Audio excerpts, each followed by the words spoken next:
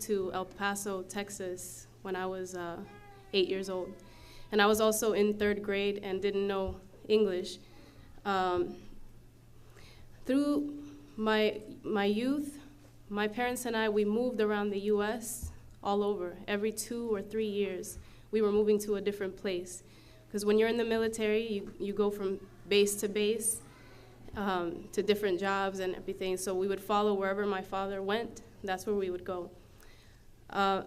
So I got to experience and meet a lot of different people, alhamdulillah. When we had moved to El Paso, there was a large Hispanic community. And Latinos, they tend to be Catholic, and my parents were Catholic. So they began to take us to a church, and we started going to Catholic school. We would go to Sunday school. I actually went to Catholic school in Puerto Rico as well, and once we were in El Paso, we continued on with that. I went to a regular public school, but then I would go to Catholic school for Sunday school. And in El Paso, I did my first communion, first confession. I went down through the sacraments in the Catholic Church. For some reason, as a child, I never felt comfortable going to the Catholic Church. There was something about walking inside the church and seeing many statues, many paintings of Jesus, of saints, of supposedly Mary, the Virgin Mary. I would feel uncomfortable. I felt like the statues were looking at me, and I was a little girl, scared, and I would see the statues of Jesus, and they would be bloody and gory, and I just didn't think that it was something that would make anyone want to really go to a church and sit there. So even as a child, I felt disconnected. So eventually, after moving again, we went to Alaska, and I lived there for 2 years. When I was living in Alaska, my parents, they stopped going to church. My mother would always say, we believe in God and we can pray to God wherever we are. So we don't have to go to church if we don't want to. And so I felt comfortable with that. So we stopped going to church at that point. Then we moved to Savannah, Georgia. We went literally from one side of the U.S. to the other, very opposites in the spectrum. And while we were in that part of Georgia, we also did not attend church. Again, we moved and we went to Maryland. And we were living in a place called Odenton, Maryland, which is very close to Baltimore. By that time, I was really fed up of all the moving. I don't know how many elementary schools I went to. I think it was about 3. And when we moved to Maryland, I think that was the 2nd high school that I was going to. And to be going into a whole new place and making new friends and leaving old friends, it was something that was very difficult. So when I went into Maryland, I became a little depressed because I didn't know anyone. So during that time, I had seen a movie that caught my attention. It was called Malcolm X. And I was very, very impressed by the person Malcolm X. And when I watched the movie, I said, I need to read this man's autobiography. So I bought his autobiography, and I read it from cover to cover. And that was the first time that I ever learned anything about Islam. First about the nation of Islam, and then I learned about the true form of Islam. During that time, alhamdulillah, Allah, He puts you in the right place, and He puts the right people in front of you at the right time. It so happened that during that time, I had met a girl that lived close to me, and she was Christian, and her father was a pastor. So she asked me once, why don't you come to church with me? Because I go to church on Sundays, and it's really fun. You know, there's a lot of people our age, and I think you would enjoy it. And I told her, I don't like church. I don't think so. I don't want to go. And she said, why? And I said, because, they have all these statues, they got all these pictures, I don't like that. And she said, don't worry, we're a non-denominational Christian church. The only thing that we have is a cross in the middle of the room. And I said, seriously, no pictures, no statues, nothing like that? You don't burn the candles, in front of the altar, and no, we don't do any of that. And I said, okay, if it's like that, then I'll go. So I went with her, and I started going to this church. During this time, in one of my English classes in high school, there was a girl that used to sit across from me. And in Maryland, I didn't know many Latinos. And this girl, I assumed she was Latina. She had similar looking features that Latinos do. And I said, you know, I want to maybe befriend this girl because maybe she is Latina. We can speak Spanish to each other. We can talk. So I approached her, and we started talking. Then I found out that she was Egyptian. And I thought that was the strangest thing. This was the very first time that I had come across anyone from the Middle East. And I had all these stereotypes, and I was like, really? Like, you're Egyptian? Like, the pyramids and stuff, where the pyramids are? And tell me about this. So, you know, her and I, we started talking a lot, and we became close. And one thing that we really had in common was that both of our parents were very strict. My parents were so traditional, so strict that they wouldn't even let me go out with girlfriends outside to the mall or any place. I couldn't go anywhere with anyone. So her parents were the same way. They wouldn't let her go out. They wouldn't let her do certain things. If you were to go out with a friend, you have to have your parents with you. Like, if you want to go to the mall and hang out with your friends, that's fine. I'll take you to the mall. I will let you meet your friend there, and I'll walk a few steps behind you while you and your friend are looking around. And, you know, you call us, you flag us down when you need us or when you're ready to go home. This is the same way that my parents were. So during the time that I met my friend, I had my parents meet her parents so that her and I could hang out. So my parents would take us out together, and she would come to my house, and I started to go to her house. And this was at the same time that I was also going to church. So in the church, I started to go, and I felt comfortable there. They had a lot of singing and music. They had a lot of socializing. After each service, they would have a big, huge buffet of food. They had the youth group that would play basketball. They would do all kinds of things. So it was a very welcoming environment for a teenager. And this is one of the things that I liked about going there. But I didn't really find any spiritual fulfillment while going to the church. But I was trying my best to find a connection. So as I started hanging out with my other friend, her name is 𝐦𝐤𝐤𝐻, by the way, which means a gift from Allah. When I started hanging out with her, I saw that her family was Muslim. Her mother wore hijab, and her father prayed. They both prayed, and so I started to wonder, what is this? And I asked her, and she said, we're Muslim. And it clicked in my head like Malcolm X, Muslim, okay, I understand. And I thought that they were such good people, that they were trying so hard, they were striving to be good and righteous. And when I saw that, I went back to my friend's father, who was the pastor at the other church, and I said, you know, Heba's family, they're very good people. They pray. Her mother, she covers herself, like the Virgin Mary does, or did. And they do all of these things, and they try to please God. So do you think that they're going to go to hell? And the pastor, he got very quiet. And after some time, he said, if someone does not believe that Jesus Christ is their Lord and Savior, then yes, they're going to go to hell. And that was just something that was like a stab to my heart, because I really loved my friend that was Muslim, and I said, I don't know if I can accept that. And my next question was, so are you telling me that all the Jews that died during the Holocaust, that they're also going to hell? And he said, well, if they didn't accept Jesus Christ as their Lord and Savior, then yes, that's right. That's right. So that was something that I couldn't really accept.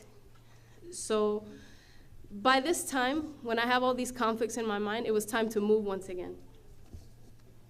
And I moved to Augusta, Georgia, another part of Georgia. When I went to Georgia, I wanted to continue to go to church or to feel some kind of spirituality. So I took my father and I said, can you take me somewhere so we can find a place for me to worship? And he said, no problem. So we went, and we saw two churches sitting side by side on the road. And there was one that was it looked like maybe people didn't go there, like it was old. Then there was the other one that looked really nice. So I said, let's go to that one. When we walked in, they were having a service. Everyone turned around and looked at us. And one man got up, and he approached my father and I, and he said, if you're looking for the black church, it's over there. If you're looking for the black church, is that one right there. And basically, he walked us out. And it was shocking because this is the first time that I experienced something like that. My father is darker skinned than I am. He has darker skin than I am. But everyone in that church had white skin, blue eyes, light eyes. So we just we stuck out like a sore thumb. So we walked over to the other church, and mashallah, it was a small community. They welcomed us, and we sat there, but I didn't feel right after that. And I told my dad, you know what, that's it. I'm done. I'm good. You know, I'm going to worship God in my own house. So I continued going to high school, and I finished high school. My father saw that, again, I was depressed because I didn't have many friends. This was a new high school. I was actually a senior at that point, and it was the last high school that I attended. I didn't know anyone. Everyone was just talking about their yearbooks and the prom and graduation, and they'd gone the whole 4 years with all their friends, and I was the newcomer coming in my senior year. So I asked my father, can I go visit 𝐬𝐵? I want to go see her. So he said, you know what, I'll buy you the plane ticket and you can go. He spoke with her family, and they bought me a ticket, and I flew to Maryland to visit my friend. When I got to Maryland, it happened to be, my friend said, you know, you can come, but I'm just going to warn you, we'll be fasting, but then we're going to break our fast, and then we're going to party and hang out. I said, no problem. So I got there, and it was actually during the month of Ramadan. And this was I think it was 1999. So one of the days that we got there, 𝐬𝐵 told me we have to wake up early, and we have to go to the mosque. Do you mind if you come with us? I said, no problem. And she told me, okay, well, if you're going to come inside, can you wear a scarf? I said, no problem, I'll go. So we went, and it happened to be the day of Eid. And it was the end of the month of Ramadan. It was Eid. And we went, early prayer was about, I think, 8 o'clock. And when we were approaching the masjid, she said, you know, you might want to just stand outside. And I said, I don't feel comfortable standing outside. I want to go inside. And she said, okay, you can come inside. So once we were inside, she said, you know, we're going to pray soon, so you might want to sit in the back. And I was like, I don't want to sit in the back because then people are going to look at me funny. And, you know, she said, okay, then come and sit next to me. So I sat with her for a while, and people were talking, and I was hearing something, and I didn't know what it was, but it kept on going over and over and over. And while I was sitting there, then all of a sudden everyone started to get up. They were about to pray.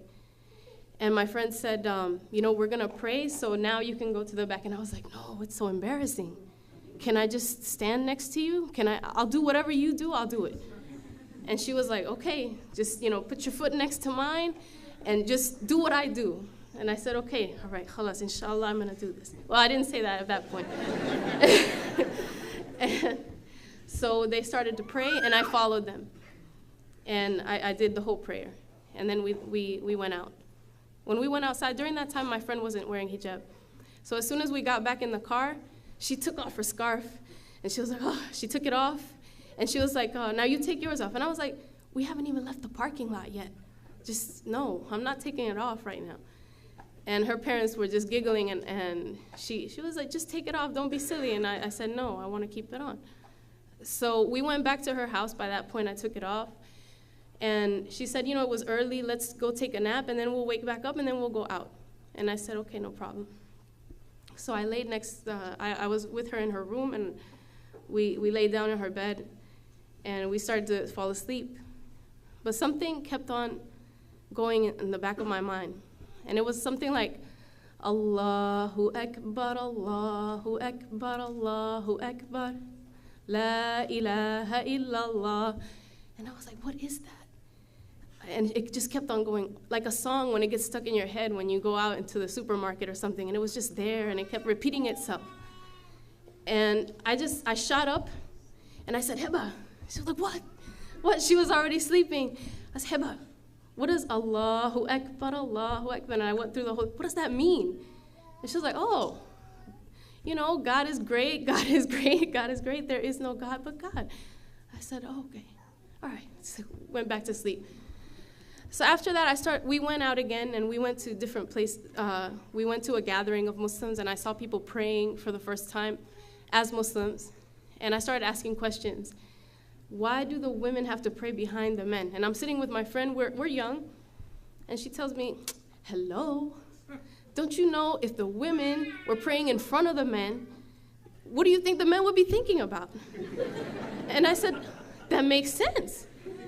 SubhanAllah, that makes sense. And I said, okay. And I kept on coming with more questions. And, you know, she would answer them, and I'd be like, wow, this is so easy. And then I started asking her parents questions. And I asked questions to the point that her father said, you know what, look, take some books. Here you go. You take these books, you read them, stop asking me. And I said, okay. So I took the books back with me to Georgia. And I read, the first one that I read was called Islam versus Christianity. And it was a very small book. And when I read that book, every single question that I had ever had about God, about life, about Jesus, who he was, why I didn't feel right going to the Catholic Church, why going to the Christian church wasn't enough for me. Because I was looking for an answer that I finally found in this little book after asking some questions. Alhamdulillah. It took a while, though, for me to understand what I needed to do to become a Muslim. So I started, during this time, it was the age of AOL, America Online, chat rooms and such. I started looking for Muslims on the internet, and I wanted to find a Muslim that lived close to me. So I went into a chat room, and it was like an Atlanta chat room, and I saw a name that came out as it looked like a Muslim name, and it was Fadl. And I am the person. I sent them a message, and I said, I'm interested in knowing about Islam. And it was a man, it was a brother, and since he saw that this strange woman was messaging him, he said, you know, like, whatever, no, I'm not gonna talk to you. And I said, okay. I said, and I put ma salama, which means goodbye in Arabic, because at this point I knew a few Arabic words. And then he sent me a message, and he said, how do you know that? And I said, because I told you I'm interested in learning about Islam. I have an Egyptian friend, she's Muslim. I told him the whole story, and he said, send me your number, and I'm gonna call you right now. And I said, this is crazy for me to do, but I sent him my number. He called me, and he said, do you believe that God is one? And I said, yes. And he said, do you believe that Muhammad? By this point, I had read about the Prophet Muhammad sallallahu alaihi wasallam. And okay. As long as it's not an attack on me. Ready? Okay. So by this time I had learned about the Prophet Muhammad sallallahu alaihi wasallam, and he asked me, do you believe that Muhammad was the final messenger? And I said yes. And he said, okay, repeat after me. أشهد أن لا إله إلا الله وأشهد أن محمد رسول الله. And I did so. And he said, I'm going to come and see you. I live in Atlanta, but I'm going to come and I'm going to bring you some things, and we're going to do this, but you need some witnesses. So I met him and his family he happened to have cousins that lived close to me. We met there, and I said my shahada there in front of them. Alhamdulillah, this was in the year 2000. I think it was about August or September of 2000. And after that, I called my friend, the Egyptian friend, and I told her, she didn't even know I knew certain things. She didn't know what words I had learned or anything. So when I called her, I said, Heba, you know, after we said, how you doing, what's going on and everything, I was like, you know, I took my shahada yesterday. And she said, what? You did what? I took my shahada yesterday. all I heard was, "Baba! Mama!" As she was screaming to her parents what I had done. And immediately her parents, they begged me to fly to see them, and I did so, and they took me to the mosque, and they said, "You have to do your shahada in the masjid." So I did my shahada 3 times, alhamdulillah. It's like the sunnah is 3, and alhamdulillah. And that was how, when, and why Islam for me. Alhamdulillah. Right now, I want to take the opportunity to tell you that I met my husband 7 years ago, a little over 7 years ago. Alhamdulillah. Him and I, we're both Latino, and we wanted to also give da'wah to people that speak Spanish, and so we started doing different things. And one of the things that we did after we had children, because we realized that there weren't enough resources in Spanish for children about Islam, we started an organization called Hablamos Islam. And if you go on our website, www.hablamosislam.com, I have cards I can give out. You can go in and see what we have. And also we have the project Hablamos Islam Niños. Right now we're trying to raise funds so that we can distribute our, we do books, and we also have videos online that are free. We want to distribute them in countries that don't have these resources, because surprisingly, when I went to Puerto Rico, I didn't know that there were Muslims in Puerto Rico and all over Latin America. When I went to Puerto Rico, I found out that there are actually 8 masajid in Puerto Rico, and it was mind-boggling. I thought that I would be the only Latino Muslim in the world, but it's not the case. Alhamdulillah. So, inshallah, please visit our site and just show us your support, inshallah. 𝐤𝐤𝐤𝐿𝐵.